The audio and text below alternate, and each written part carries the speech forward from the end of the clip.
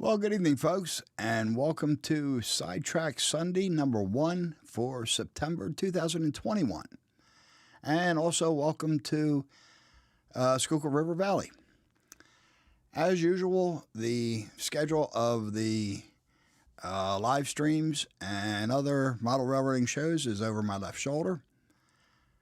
That is the most current list, although I do know of one addition that needs to be made. Scott from Hillbilly Railroad has been going live at noon on Wednesdays, a show he calls Hump Day. So if you haven't stopped over to check out Scott's channel, stop over and check him out on Wednesdays at noon Eastern. Thank you, Thomas. Yes, this is a really nice microphone. It's on extended loan to me from a good friend who is a professional musician and recording artist. Okay, so let's. There's a bunch of people here, so let me say hello to a few of you. Scroll back to the top here. Okay, Marty's here. How you doing, Marty? Dwight Curley, Nisi J. Let's see. Anthony Dodge, the model train outsider. Good evening, Anthony. Scott from Hillbilly Road was here. Hillbilly Railroad was here, but he wasn't feeling well, so he ducked out.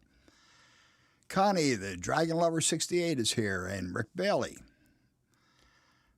Jerry Satterelli, the Troublemaker. He started this this bit about cake, but he didn't bring any for everybody. So I think we need to head on over to Jerry's channel and give him a hard time. Derek Alexander's here. How you doing, Derek? Let's see. Who else do we have? Let's see. I know I missed a few people. Thomas, Split Rock 323. How are you this evening, sir? Good to see you. Good to see you. Chris from Go Via or Go Home. Roy Eltham is here. Good to see you, Roy. Let's see. Who else? Jason the Train Freak's here. I think I mentioned Rick Bailey. That makes 2 of the Sidetrack Sunday crew. Let's see. Sparky 107's in the house. Good evening, Sparky. Melvin Fackler's here. How you doing, Melvin? John 2618's here. Let's see. Artie from Osmerica Model Railroading. Good to see you, Artie. Pirates of the Model Trains. Great to see you. And Mr. Jimbo's here. Good to see you as well. Ian from the Lehigh River Subdivision. Steve, 87th PSAP, and Joe Rader are here. Let's see, who else?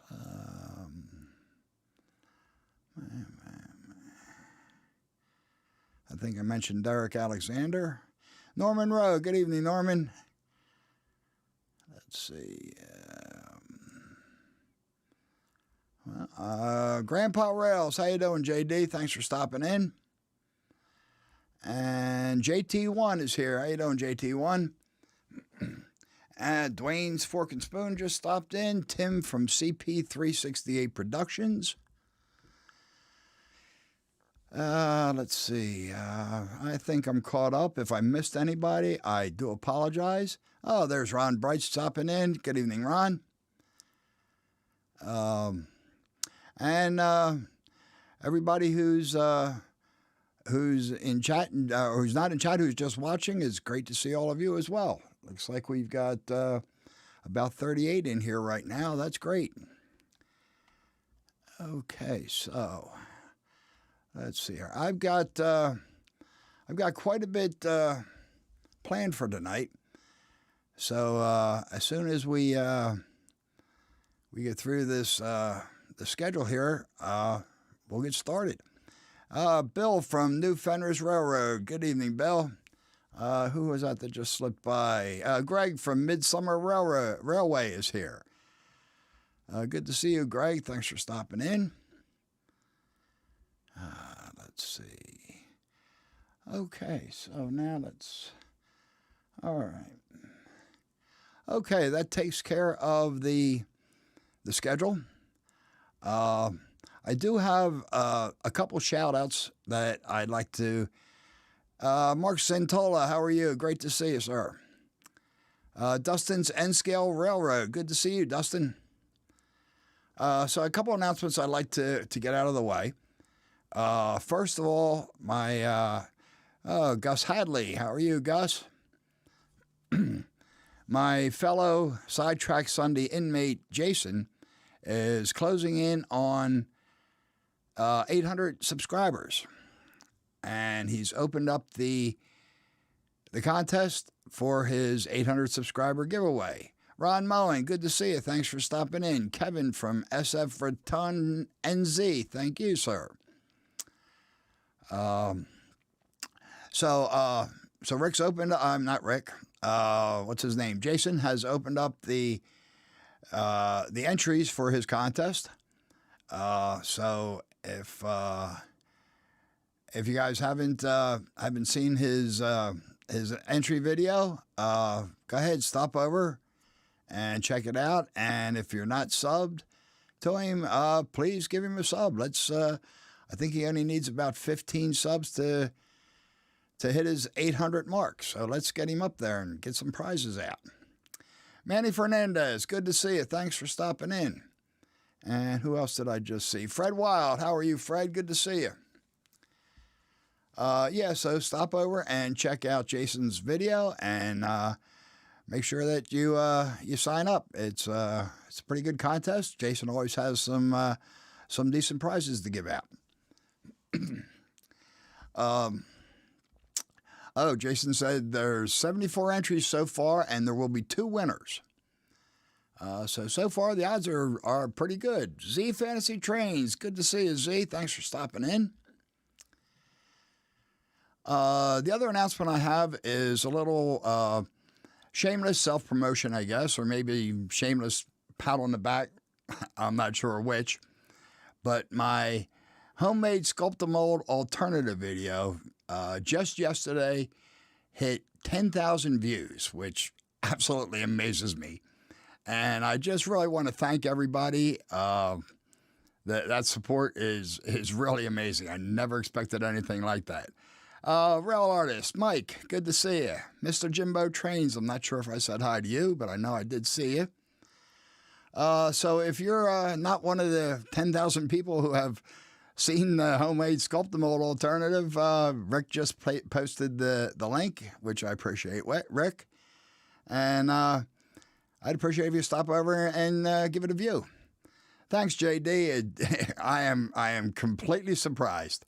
I never would have expected 10,000 views on any of my videos. It took a little over 2 years to get there, but I'm thrilled. Now, unfortunately, the second place video is under 1,000 views, but we're not going to talk about that. So,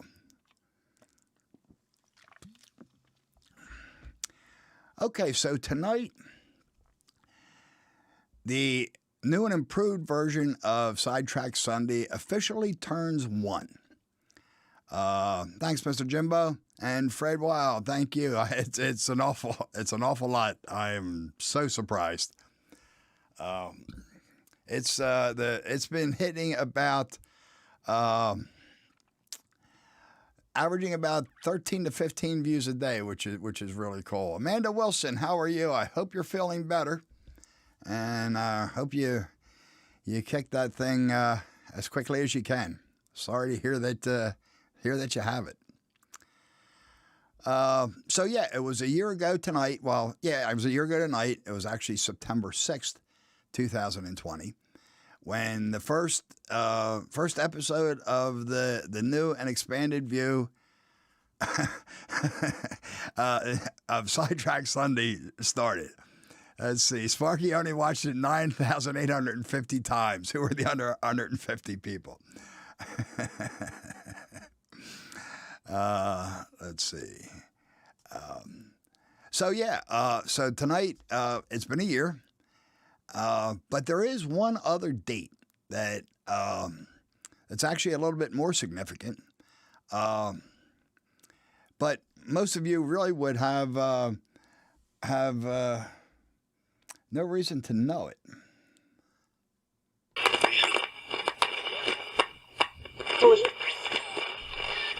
August 9th, 2020. A date which will live in infamy.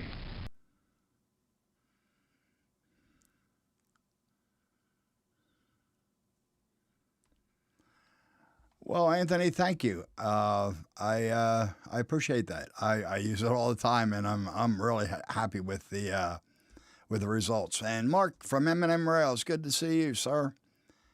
Let's see. Amanda says physically she's on the mend. Thank you all for asking me. Mentally, it's going to take a while. Well, something like that really does play on your frame of mind, Amanda. But please take it easy and get well as soon as you can. Okay, so the other date, as you just saw there, was August 9th, 2020. It was Sunday, August 9th, 2020, just about 6:30 p.m. Eastern Time. that I reached out to Ray and Jason to start this this version of Sidetrack Sunday, and there's Heath. And believe me, since then, this is the guy that chases me in my nightmares. And if that wasn't bad enough, it was only about 2 hours later when, in a moment of a momentary lapse of reason, we added Heath to the lineup.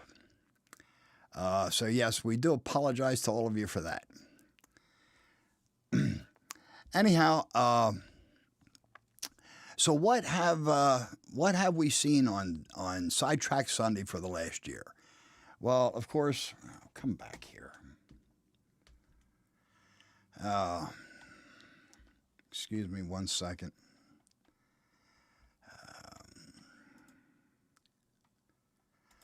Okay, so we've seen yeah, big mistake there, John. You're right, Jerry. That's why he chases me in my nightmares. Roy Container Man, good to see you. Thanks for stopping in. Mystic Southern Railway, John number 7. How are you? Great to see you. Now I lost my train of thought. Where's Tom when you need him? Yes, Jason, it was all your fault. You did suggest it. Suggest Heath. So what have we seen for the last year? Everybody remembers Wreck the Tree. It's kind of hard to miss a 6'5" kid dressed in a Christmas tree outfit, and of course you have the Leprechaun, and no one could forget Niecy J flashing us all. But it hasn't all been completely off the tracks. James Galton, thanks for stopping in. It's great to see you. We have had some very legitimate model railroading discussions. We've had some great guests, some very informative guests.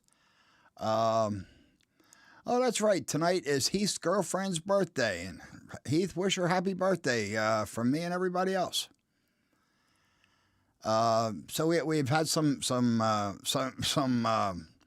on-topic discussions. We've had some updates of our layouts and other projects that we're working on. Some how-tos.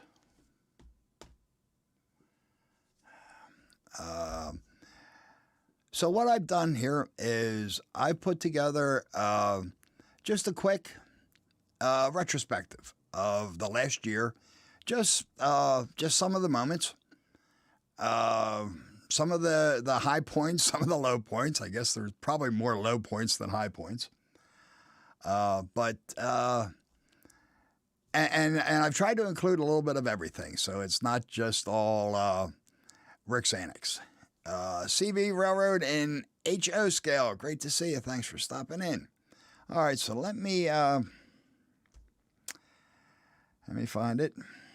There we go. So let's take a look at this this little retrospective of the last year. And Dan's Model Railroading, good to Evening, Track Gang. Hey, welcome aboard Sidetrack Sunday, the extended version. Without further ado, here is tonight's host for September the 6th, 2020. Here's Johnny. But what I thought I'd talk about is the acid pit. The acid pit will be a featured scenic area on my website, on my website, listen to me, on my layout. And I've mentioned it a few times in videos and on live streams. And I've gotten some understandably interesting responses. I was chatting with Brian from the Iron Horse route one day, and the subject came up, and I mentioned how we had spent many hours playing there as a kid. And Brian commented that, the acid pit was a pretty ugly name. And I guess Brian was thinking of a park or a playground and didn't realize that it was an actual acid pit. So I thought it would be, it could be an interesting story for tonight. When I get to modeling it, those videos I'm sure are going to get a few thumbs down because it's just not going to look real. To anybody who sees it, the prototype didn't look real. But it's an interesting area. So the weeds that were there, they weren't green, they were very gray.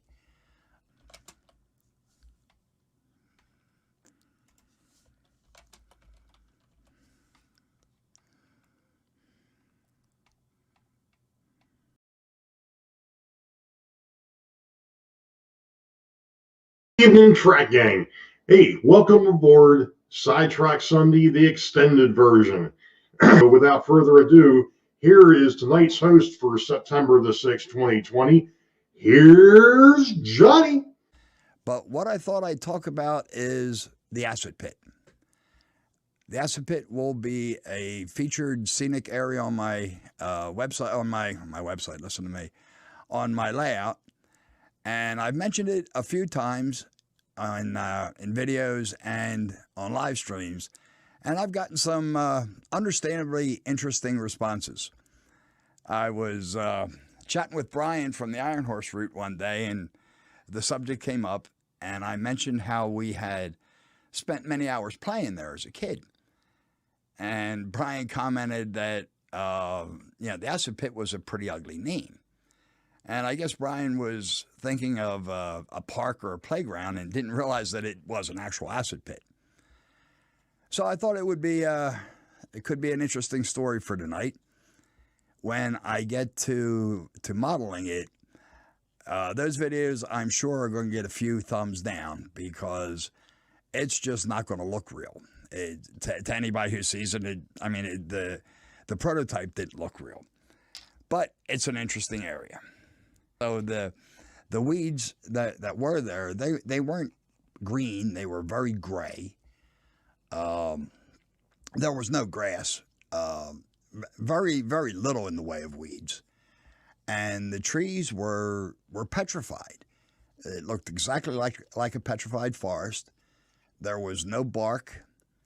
The flesh of the trees was very gray and extremely hard.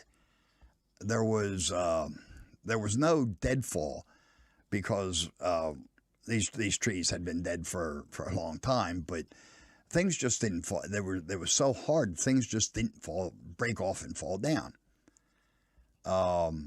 There were a couple of limbs that had come down, obviously struck by lightning. And they were so hard, you couldn't break these. You couldn't break the limbs. You couldn't break all but the very smallest of twigs. And humanity, yes, you do have a lot of night crawlers there. Just not the same kind I'm talking about. Anyhow, these limbs that did fall, they never rotted because there was no life there. Even the bugs and bacteria that would normally help rot the fallen branches, they just weren't there. So tonight we're going to walk through an Arduino project. Let's see, Wimble Train just popped in. Hi, Wimble Train, good to see you. Steve 87th, I think I said hello to you. Steve Childers, maybe it's you I missed. Hey, Steve. So anyhow, tonight we're going to walk through an Arduino project that I've been recently working on with my buddy Craig, our opening act. Hi, Manny. So let me show you a quick video of what we're going to be doing tonight.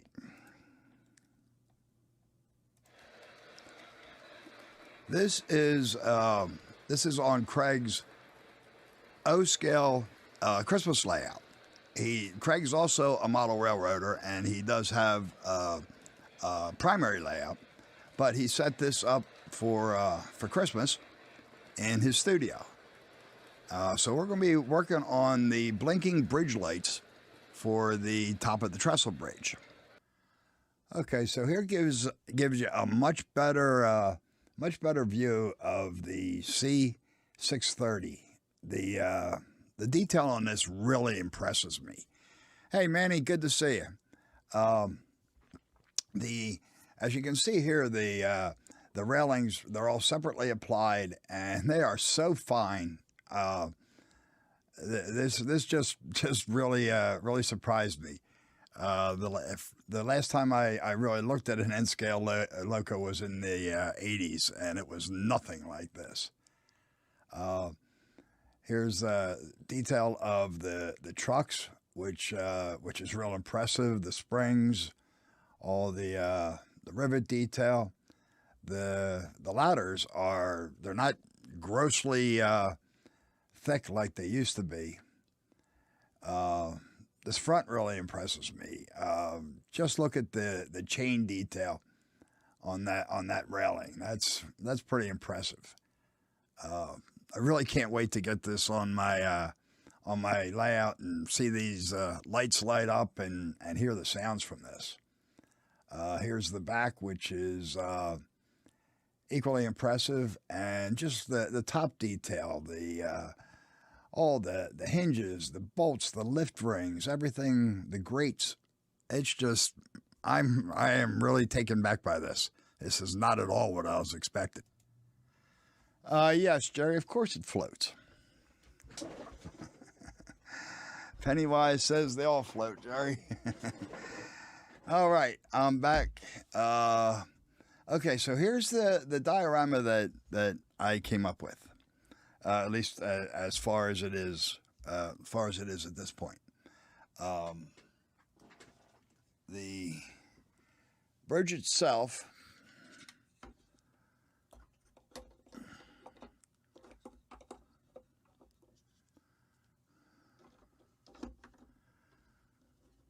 will sit in about there.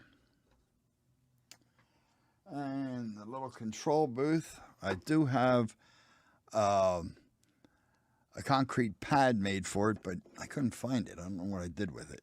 So the control booth will sit here. So without further ado, I am very pleased to bring up our guest of honor tonight.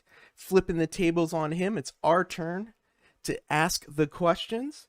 Here he is, ladies and gentlemen, Big Bill from Model Railroading Live. Hey, Bill. Hello, good evening.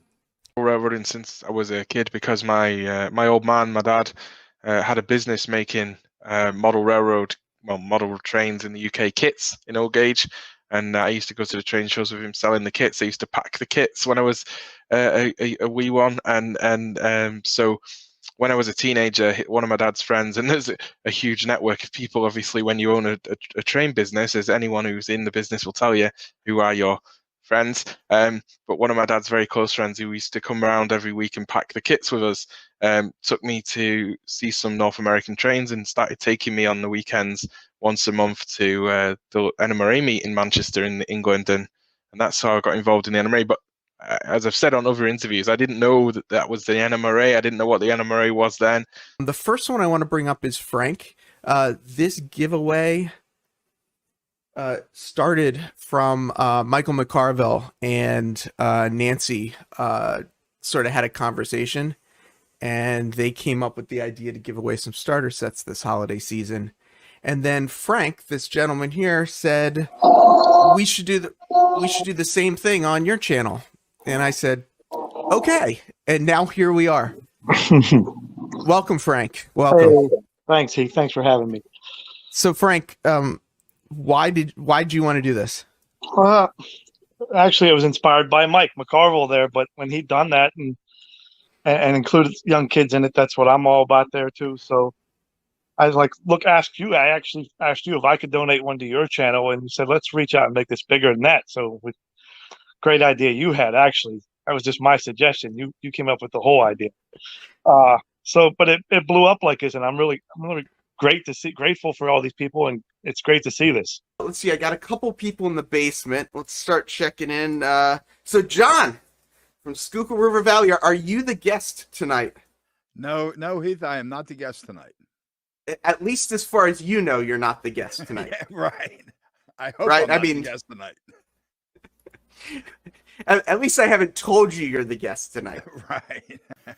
Let's see, Jason, are you the guest tonight? The guest, I doubt it. Special, probably. Well,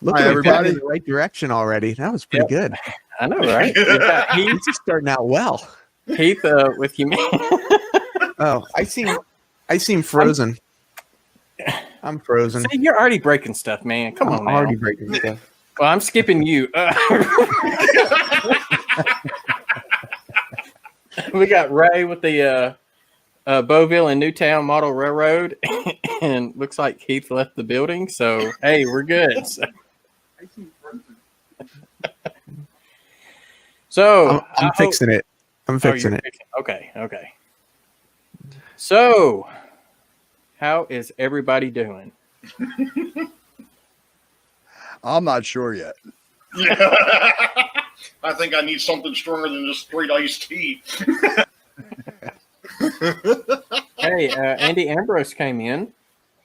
Hey guys, sorry I'm late. I was out getting the family Christmas tree, and figured I'd show up and say hello.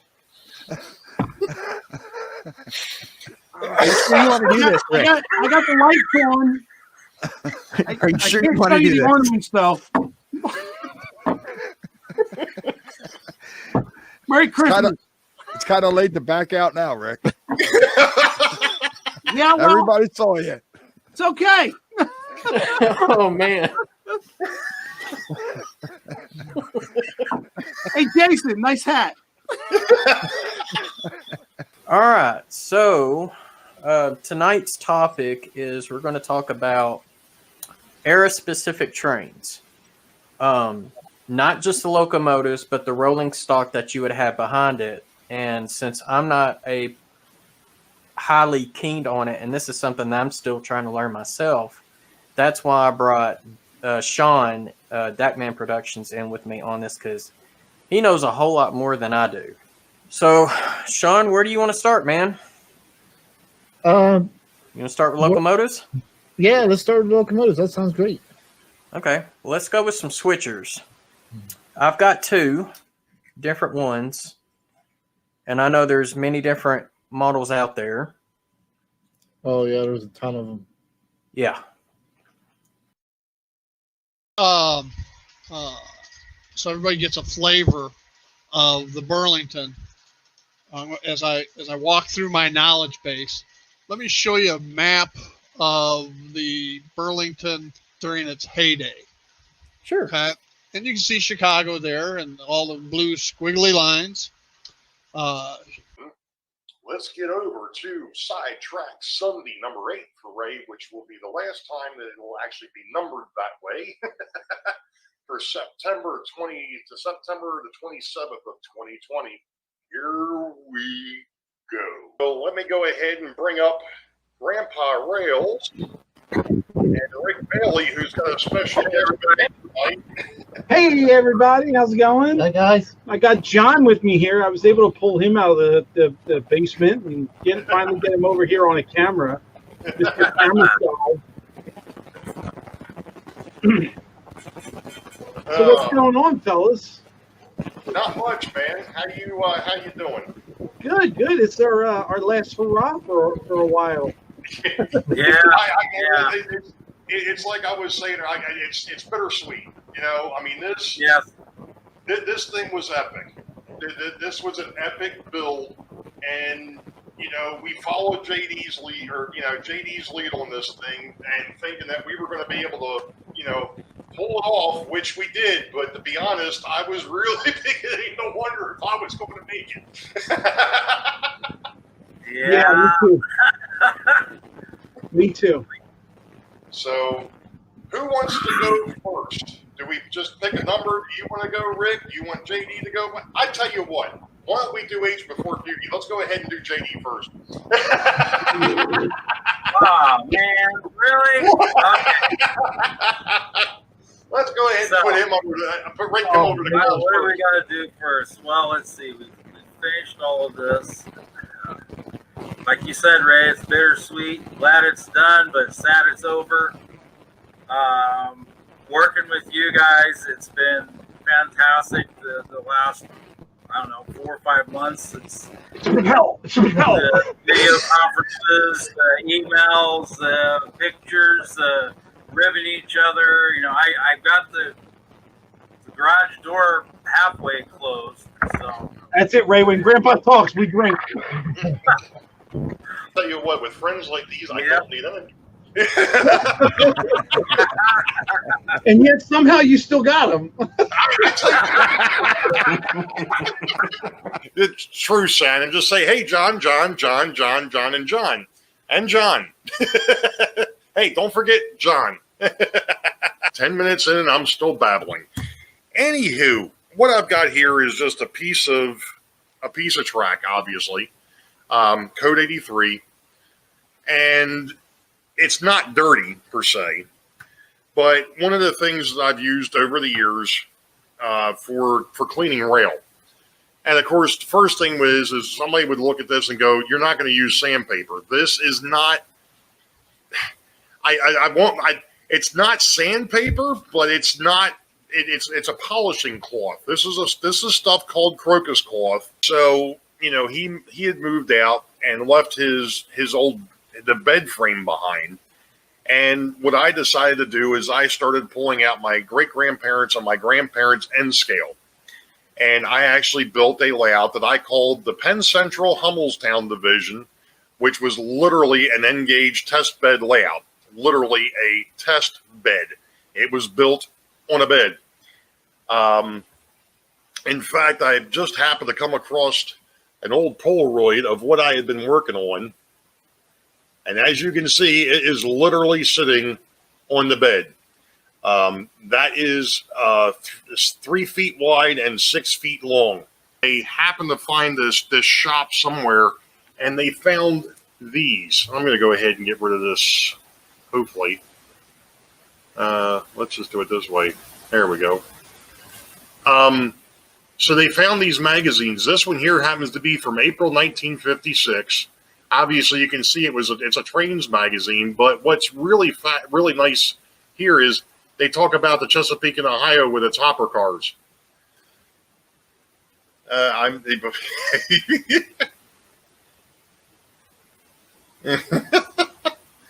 don't know, Sparky.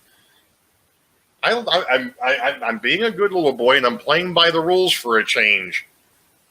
That's not normal for me. I like to break the rules. There's rules here? No. Only for Ray. Everybody wants to see the box. I agree with Shane. I want to see the bottom to see if you've What's in the already box? Okay, now we see the box. Flip it over. It's still sealed. Look at that. Don't show the addresses. Yeah, I don't need people coming here picking out my trees.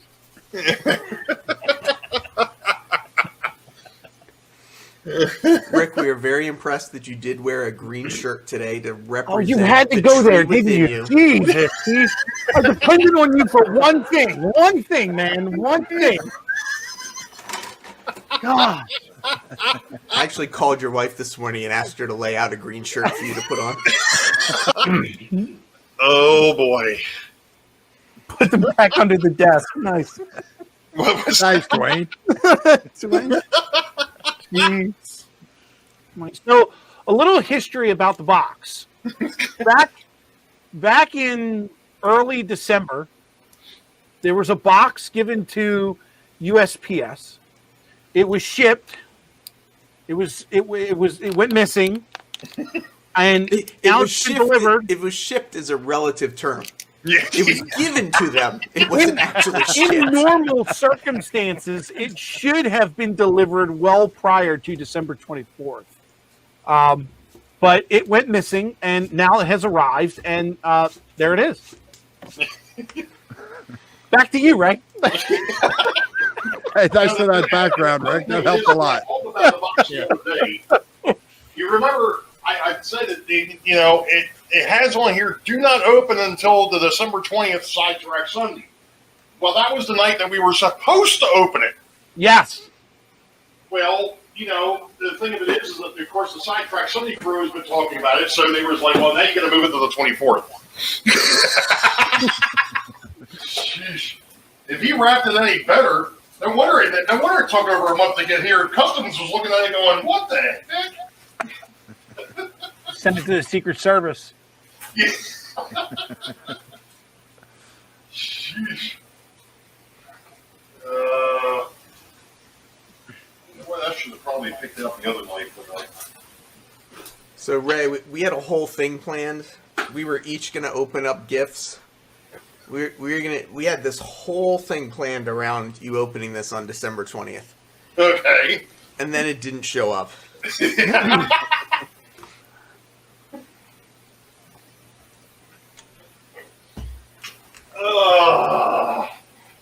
So Ray, the whole thing about us opening gifts is we were going to start with the best gift and work our way to the worst.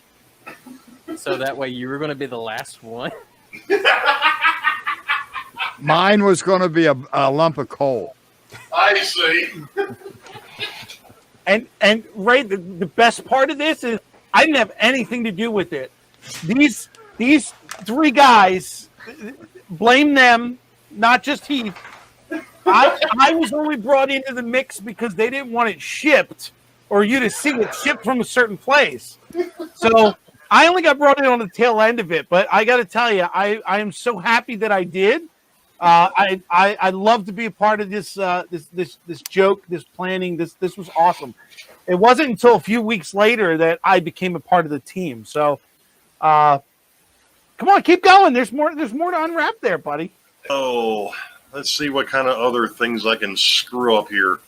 And with the magic of the camera and just me being lazy, I've actually already opened it. So we'll get rid of the box. I'm actually going to get rid of my pad as well because I don't need that. This is it, ladies and gentlemen. This is what you've seen out there on the internet. Many people have these. Many of them, many people use these. And now I have one. Well, hey, everybody. Welcome to Sidetrack Sunday. We're doing March 14th. This is the second Sunday in March. Unfortunately, your normal venue would have been Heath, but something came up and he couldn't make it. So here I am filling in for you. All right, folks. Well, I hope you enjoyed that little stroll down memory lane. It was a lot of fun putting that video together. Although it was kind of tough because I had to cut out a lot of good stuff. I didn't intend it to be 27 minutes long, but that's I just couldn't cut it any further. So that was just a brief retrospective of the last year. We've had a lot of fun. I know the STS guys have. Thank you, Amanda. And I hope the rest of you have as well. So we got a lot of fun out of it. And you know what? Everybody talks about it, but I think the most important thing that we got out of it was camaraderie. And let me see here. I'm pretty sure that Amanda Wilson said it best right here. I couldn't agree more, and I certainly couldn't have said it any better. Mike, Real Artist, thank you. Anthony, thank you. Everybody, thank you. It was Lynn, appreciate it. It was like I said, it was a lot of fun putting this together. All right, let me come back here. It was really a lot of fun putting that together.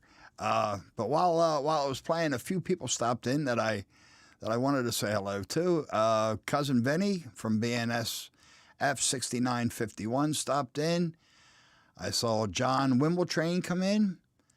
My godson, JJ McGuigan, is here. It's great to see you, pal. And I think that was it. If I missed anybody else that wandered in, again, I apologize. So that was the first half of the night show. Looks like tonight's show is probably going to run a little bit long. what I thought I would do for the rest of the show is I want to start the water on my diorama. The diorama that I showed last month on STS. Thank you, Roy. We look forward to it too. It's a lot of fun putting the show together. When I built the diorama, I fully intended to pour the river. I had poured water before. It was quite a while ago, and in fact, thank you, Greg. In fact, I had done it with the original Envirotex when I poured water the last time. You're right, Joe. It was. And so I intended to pour it this time, but I hadn't decided on what product I was going to use. But when I was talking about the diorama last month, I'm pretty sure it was Vinny who brought up Marklin of Sweden's method of toilet paper and glue. I had seen Marklin's video when it came out, and it was pretty interesting technique. So I thought I put it in the back of my head, to use at a later date, but I guess I put it a little too far back there because I hadn't thought about it since. But when Vinny brought it up, I thought that would be a pretty interesting technique to try. I've never done it, and so it'd be pretty interesting to try on Sidetrack Sunday. So let's get a chance to try something new live. If none of you have tried this method, then I guess we're going to learn together, and I get to be the guinea pig. So let me get off the screen here for just a second. Well, actually, it'll be more than a second. Just for about a minute or so while I switch everything else and get started up. Get ready to get started. So hang on, folks. I will be right back.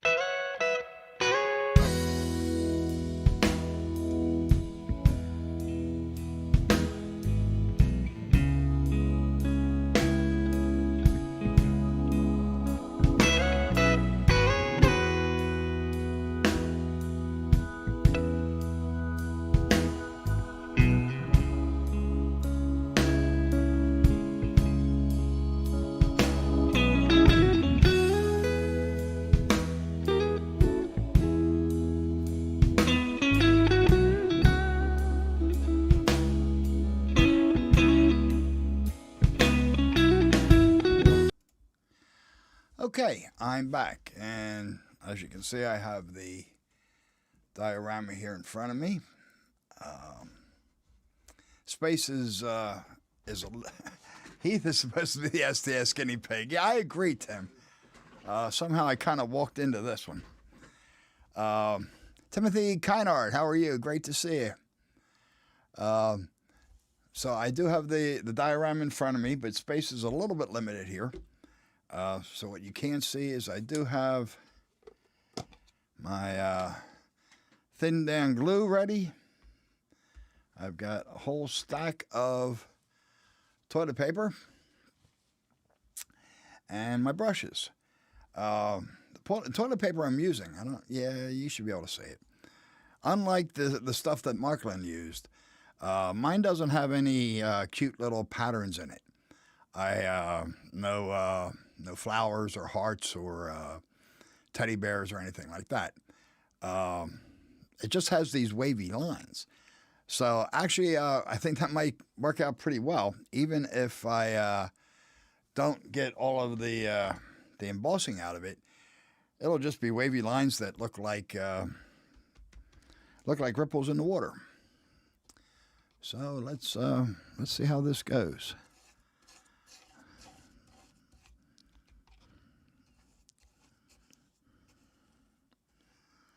And I'm probably going to make a mess all over my desk here, but that's why I usually work downstairs on the workbench. But I'm not set up to live stream down there, so I'll just have to clean up the desk later, I guess. Better to use 1 or 2 ply. I have absolutely no idea, Rick. I've never done this before. I'm guessing 2. Marklin used 3 or 4 layers, so I don't think it really matters all that much.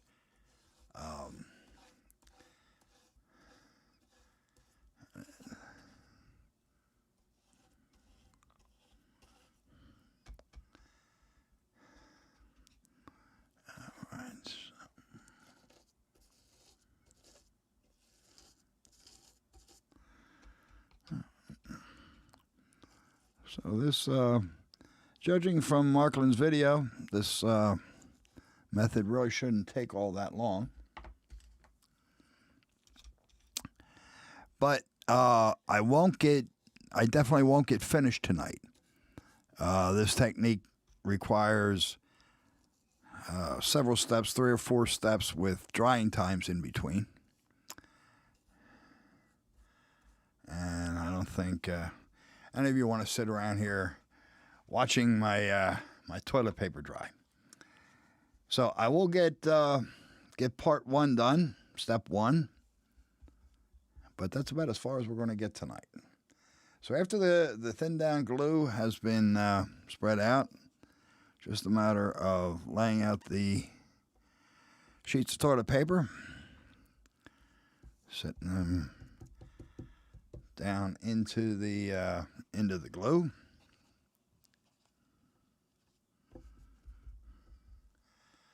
Let's see, river basin has an interesting texture. Yeah, the river basin is that was made out of a piece of scrap chipboard that I had. I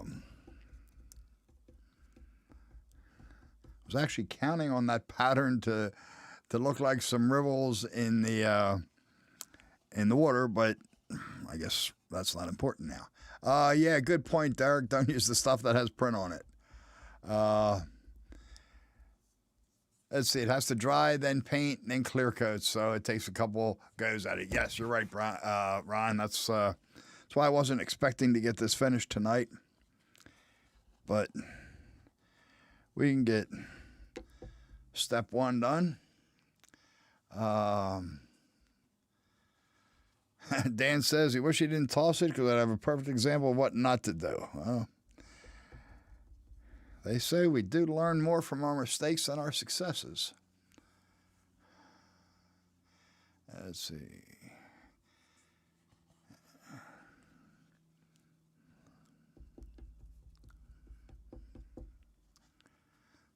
All right, that's first layer there. Let's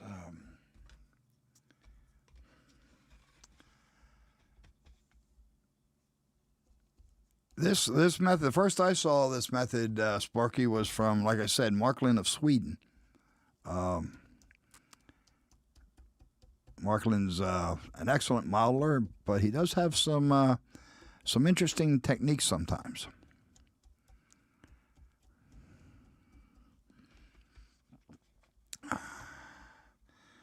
Let's see. Somebody just said hello to Dave. I'm not sure what Dave it was. Oh, Dave from the Crooked River in Eastern. Good evening, Dave. Good to see you. So now the idea is to coat the top of the toilet paper with the glue mixture, and to kind of erase the seams between the sheets just by stippling them. If you used the paper with the embossed flowers on it, the stippling motion takes care of them too. Did a really nice job on Marklin's. So let's see.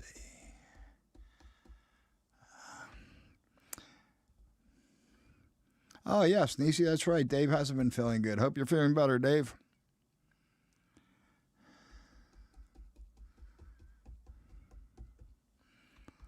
So as you can probably see on the camera here, The seams between the sheets are disappearing quite nicely.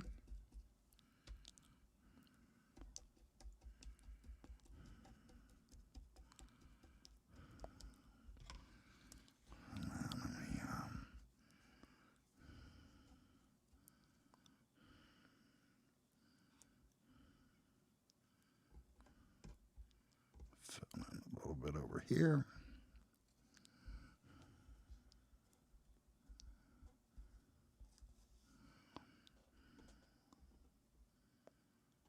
Bend that down a bit. And let's see here.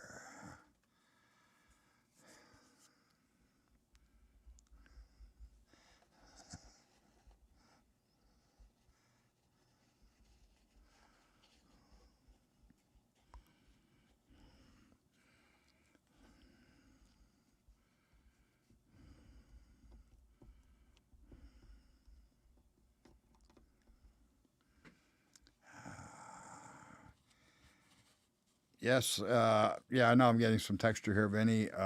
Most of that's going to go away, but I am going to want some ripples. This method is a little odd.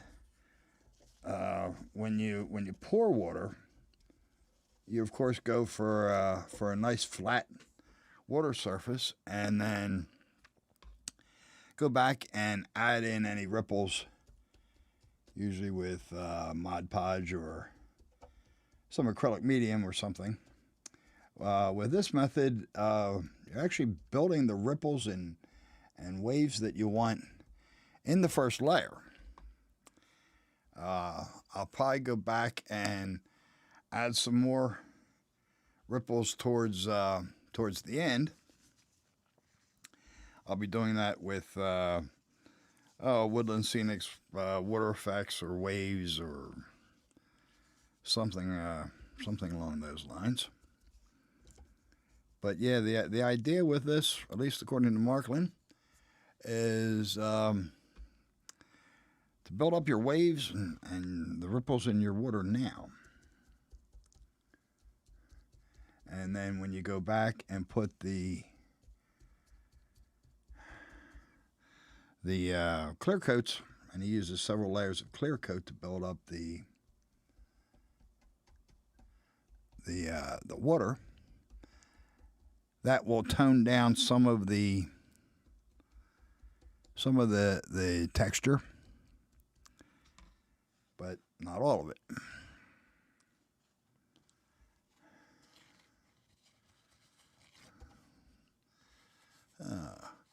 Good, Dave. Glad you're feeling better.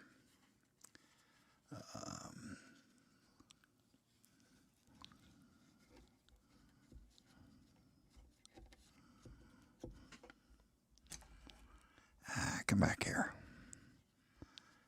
I got glue on my fingers.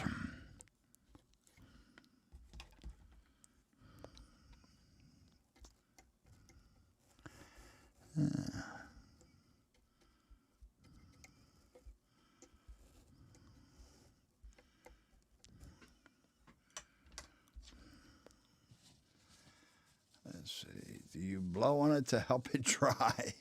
I think I'd be blowing on it for quite some time, Sparky. So now we're gonna get step one done, which will be several layers of the toilet paper, and then let it dry at least overnight. I will be back with the rest of this process, either in a video or another live stream. We'll see.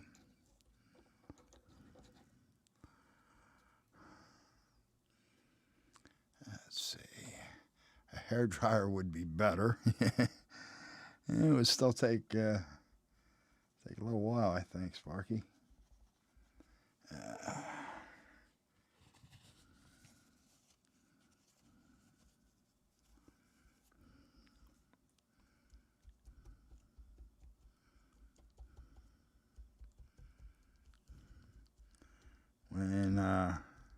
When Markland did his, he didn't have all these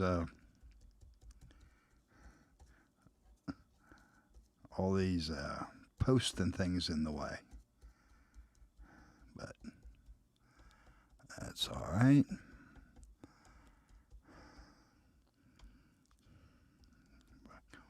Here, get that down.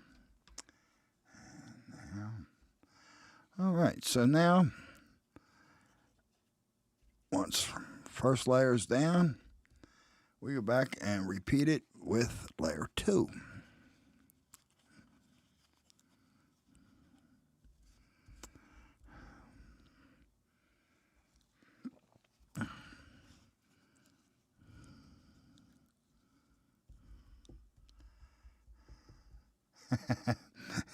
You don't think Heath would miss a hairdryer, huh? Actually, I don't even have one, so I do have a heat gun, though. That would no doubt do a nice job. 101 uses for toilet paper. Yes, you're right, Randall, although this time last year I probably wouldn't be doing this, since it would would have cost quite a bit trying to get the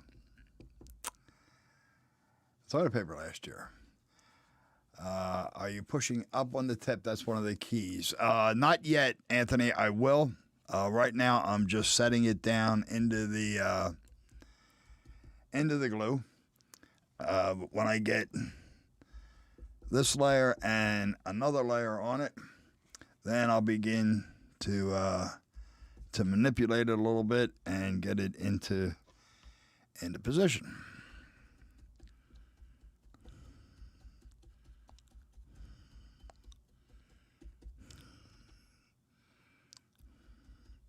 This is just thinned down glue, so it will take, it'll give me plenty of working time.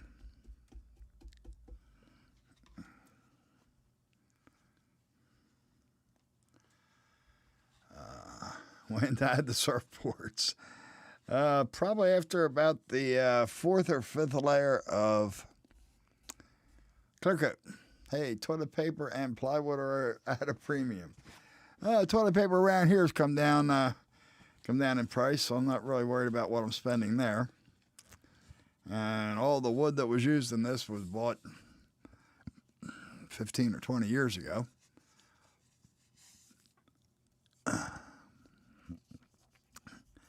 So I didn't spend an awful lot on that either.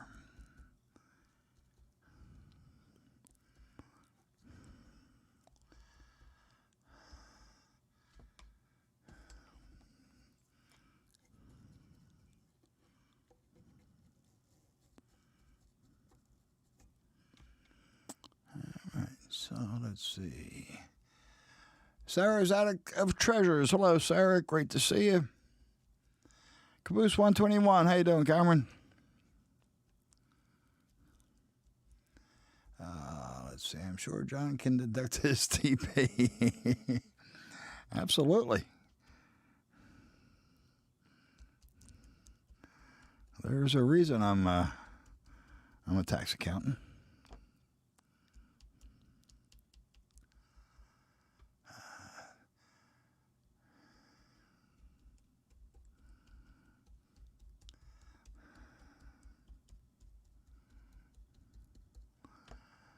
This technique so far is pretty easy.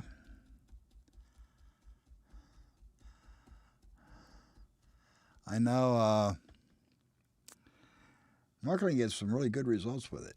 I've seen his video. I've seen several examples of his water. And this method actually makes a lot of sense. The pouring the water, unless you're pouring a very still lake or maybe a canal scene or something, you're really not going to see that nice flat water underneath. You're going to put ripples on top and waves, and Time was to put surfboards. So really spending a lot of money, a lot of time and effort to get that water poured doesn't seem to make as much sense. I'm not saying I'm going to Roy, Kathy Millett may have. I don't believe I've seen Kathy Millett do it, but Heath, this Vinny did his river with this method. That's cool. What if the river has pools in between rapids? Then I just won't create the ripples in that area. I think you'll see what I mean when I get to it. Heath, this started. My buddy Craig gave me a box of HO stuff that included an old Pola drawbridge that was in actually in pretty rough shape. And when he gave me the box, he told me that, you know, this was all just a box of stuff that he had, and he doesn't model HO. And told me that, you know, if there was anything I could use it. If not, just trash it. So the drawbridge was in pretty rough shape. It was broken. Still had that big ugly hand crank attached to it, and the really ugly molded terrain. So I thought I was originally just going to get rid of it. But at the time I was working on getting my layout room ready to build a layout, and I was kind of itching to do some modeling. So one night I decided I was going to build a diorama around the drawbridge and fix up the drawbridge and probably use it for photographing locos or something. I'm not really sure. It was more to give myself something to do rather than having an actual plan for it. Let's see.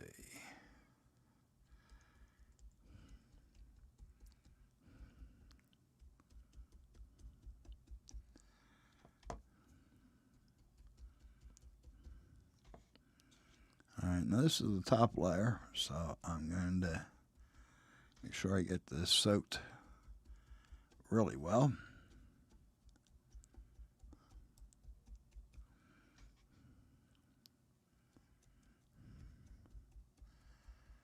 Let's see.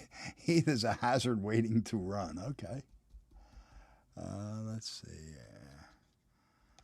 Is that Charmin or does it matter? Rob, why are you naked for? How are you? Great to see you, buddy. Actually, this is Cottonelle.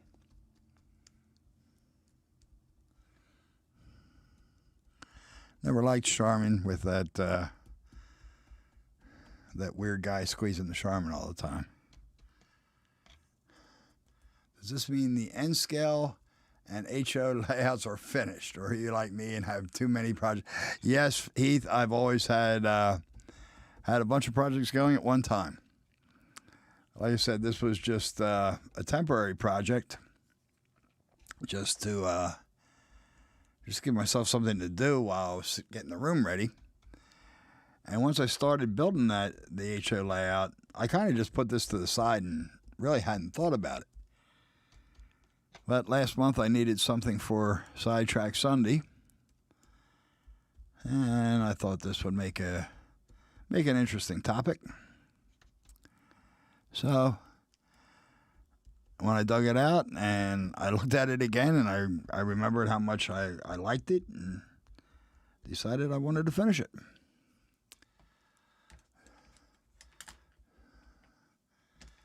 Let's see what we can get.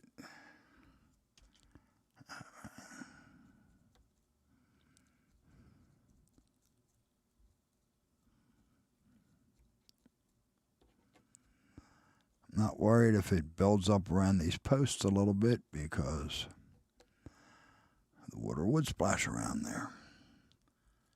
So,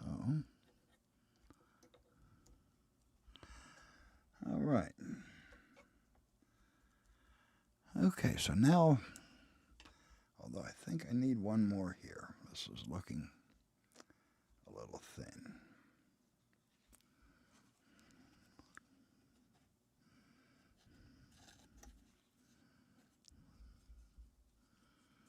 That's good. So this is Schitt's Creek you're modeling. Okay. I hadn't named it, but that works.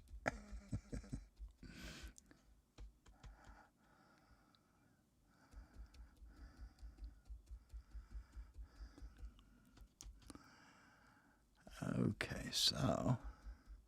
All right. So now my river is running. Let me get rid of this at the end here.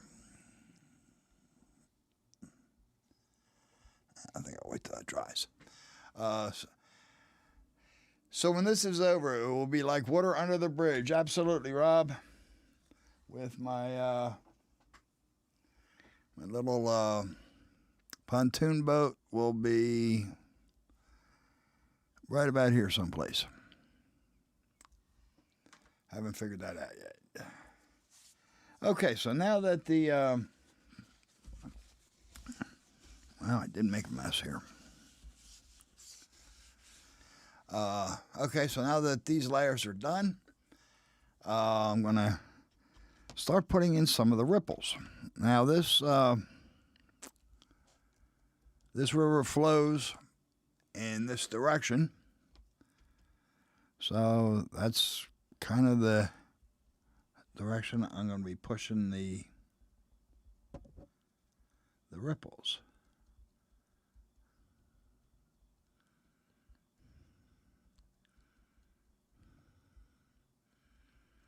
Now this will get several more coats. It gets at least one coat of just glue to fill it in a little bit, and it will get some.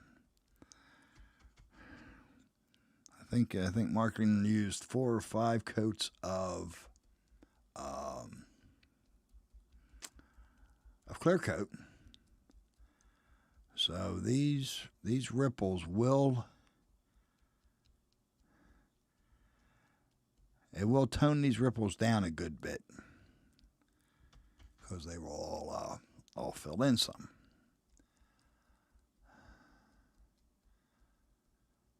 Right, Heath. The glue does, but then there's 4 or 5 coats of clear coat that go on top of this. That give it the shine and some depth. Oh, James, you building control panels for DCC?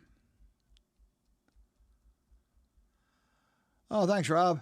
You have something like that on your face, but well, call them ripples, Rob. I'm not one to argue.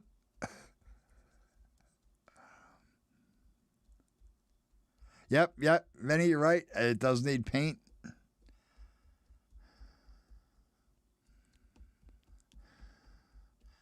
Before I get to that, I'm going to experiment with some colors till I get the shade of water that I want. I'm not looking for anything muddy and murky like the Schuylkill River is. Norman, yes, the famous Markland of Sweden's toilet paper water. Exactly.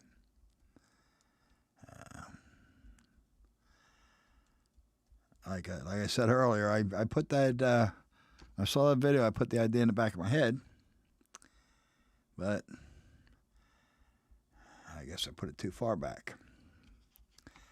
So yeah, Benny, thank you. I'm glad you brought this up last month when I was talking about the diorama. Yeah, I'm going to be using definitely some dark green, probably a dark phthalo green. But I don't want just green. I want water tends to reflect what's around it. And I'm picturing a nice, pretty sunny day, blue skies. So I'm going to want at least a little bit of a blue cast. Thank you, Nisi. The real trick is how it looks when it's done.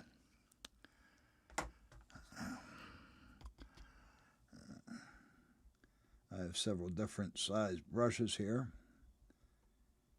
That one's too small.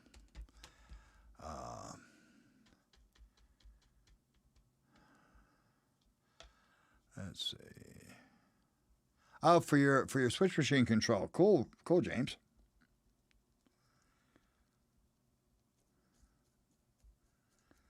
I hope you did a video on it. I for one would like to check it out.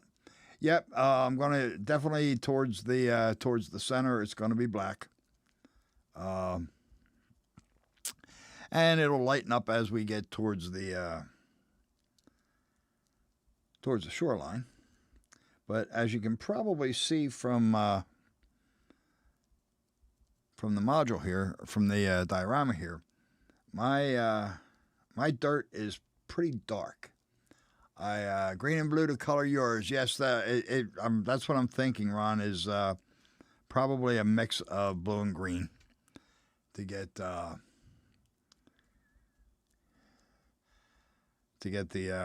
right shade I want.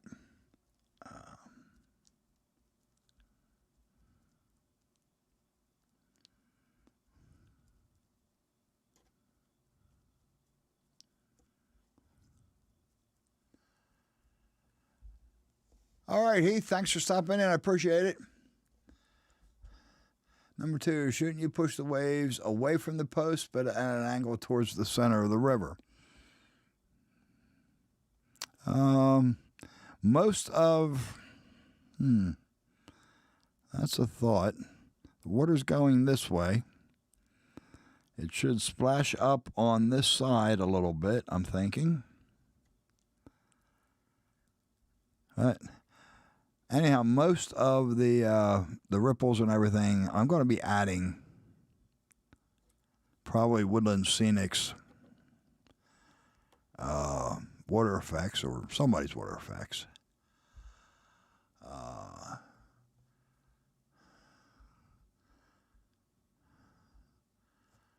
So, all right,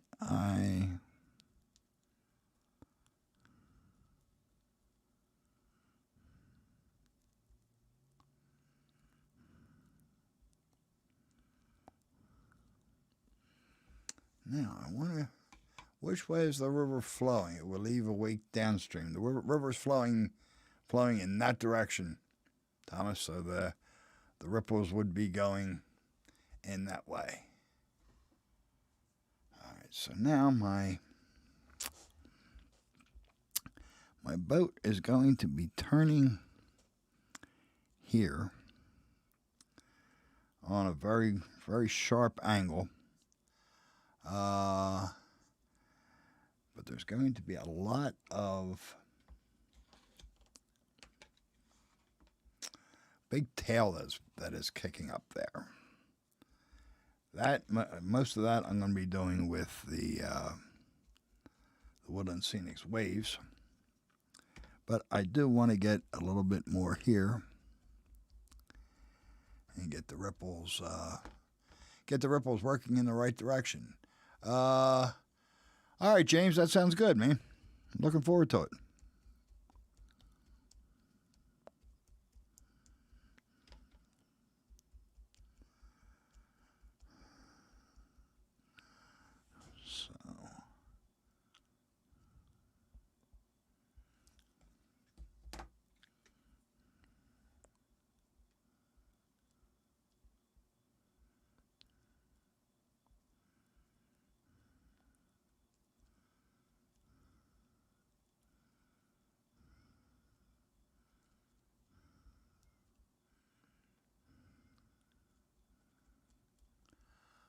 So, yes, Woodland Scenics water effects, right. They also have, I think it's called wave effects. That's It's a little bit thicker. I have one of them. I have a bottle of one of them downstairs. I don't recall which one I have. Good night, Rail Artist. Appreciate you stopping in.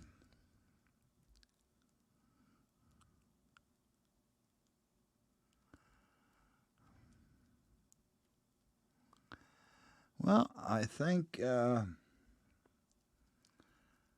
for now I'm kind of at the point where artists tell you to quit futzing with it.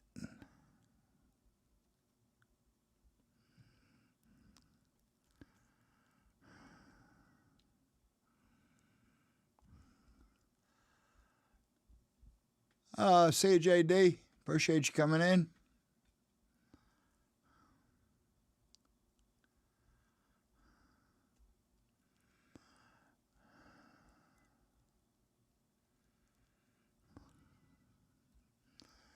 And I tore that up, so I'm going to put a little bit, another sheet here just to fill in what I just messed up. Nice thing about this method is it's real easy to fix what you ham-handedly screw up.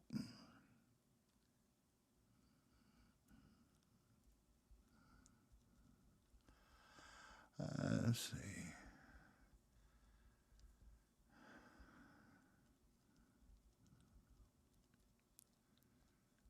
I'm just checking now to make sure I got all the seams erased. This will get on the edge. It'll get covered with dirt. What I was starting to say about my dirt. I realize my dirt's pretty dark. I see a lot of people tend to make their dirt considerably lighter, but this is like concrete. It's the dirt that you have. It's the color is different, all over the world. The dirt in this area has a really high clay content. So it is really dark, and all this dirt is actually dirt from my backyard. So that hasn't been colored at all. That's just natural.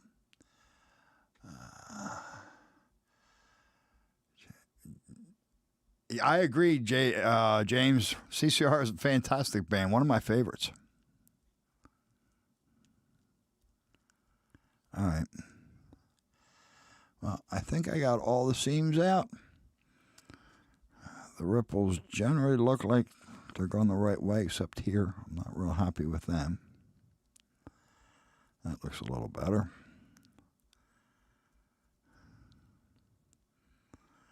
And I think for tonight, I'm going to call that step one completed.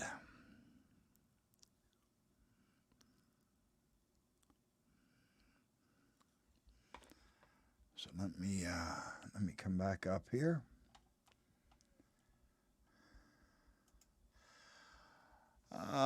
And it's free. Let's see, what is free, John SRV? What did I miss here?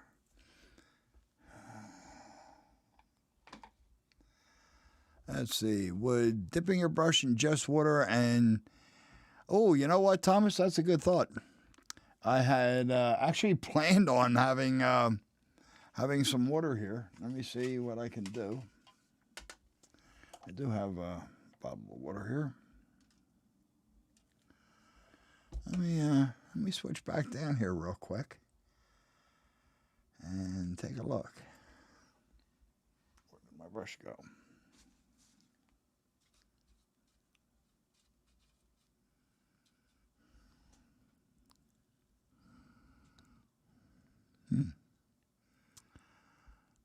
Actually, that was a pretty good call, Thomas. I like that. It's not as sticky. It's not lifting the toilet paper back up when I pick it up. Derek, thank you. The real key is what it looks like when when it all gets painted and finished. You got some milk behind you that might work. No, well, I actually do downstairs, but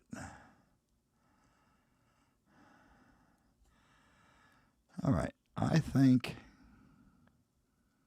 I'm pretty happy with it. I will take a look at it when it dries, and nice part about it is if I'm not happy, I can always add some more toilet paper and go from there. Doesn't water dissolve toilet paper? It will in time, and that's actually kind of what it's doing here. It's making. Thank you, Thomas. It's turning the toilet paper more into like a paper mache material. It is certainly breaking it up, but it's not going to dissolve it away to nothing. I'm talking about, okay, Randall. Yeah, you're right. That's one of the best parts is the dirt from the backyard. I just dug it up and I left it out in the sun for a couple weeks to dry. It was very hot August when I did it, and it's that's definitely when. That's definitely one of my favorite modeling materials. Smoke on the water, you're right, Nisi. I thought you were a little young to know that one.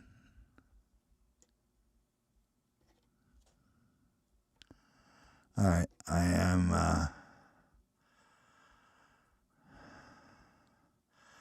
I'm just playing with it now. So I'm going to stop before I make it worse. Dirt from Tim's backyard is gravel. Well, mine is, like I said, it's very high clay content. It's very heavy, very thick. I saw Deep Purple live too, James. I guess we're aging ourselves now and admitting that stuff. Okay, yeah, well, yeah, I guess your dirt is red clay. Mine's a very brown clay. Number 2, flush it. Well, yeah, I mean, when you flush TP, it does eventually dissolve.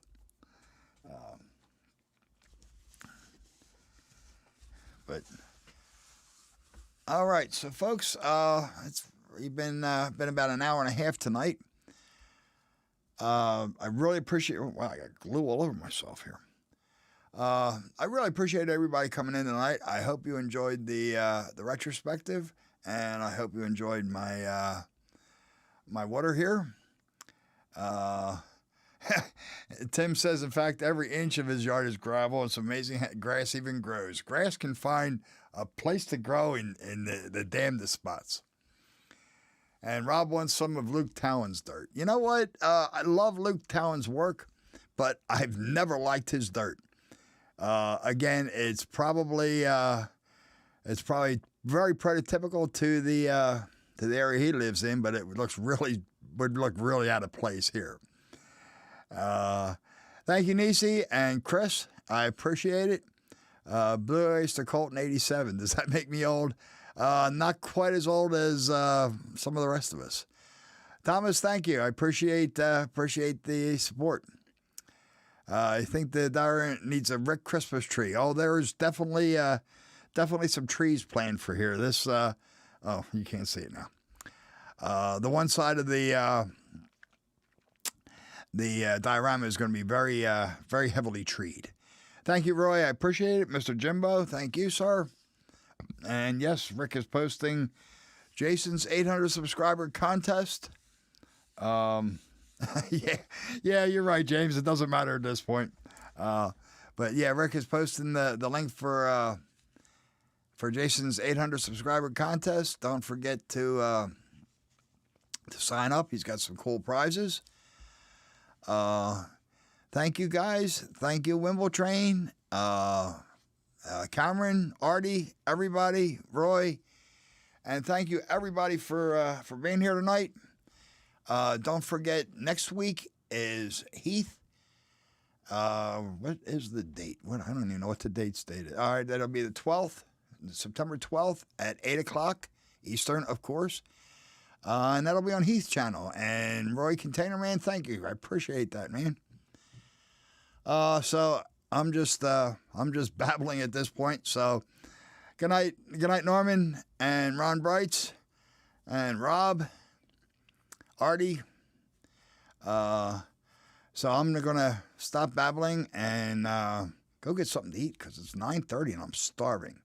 Almar, I didn't see you earlier. Thanks for stopping in. Lynn, thank you. I did see you, although I don't think I said hello to you. Thank you, Randall. I appreciate it. I had a lot of fun. And I will see everybody sometime during the week on somebody's stream, I'm sure.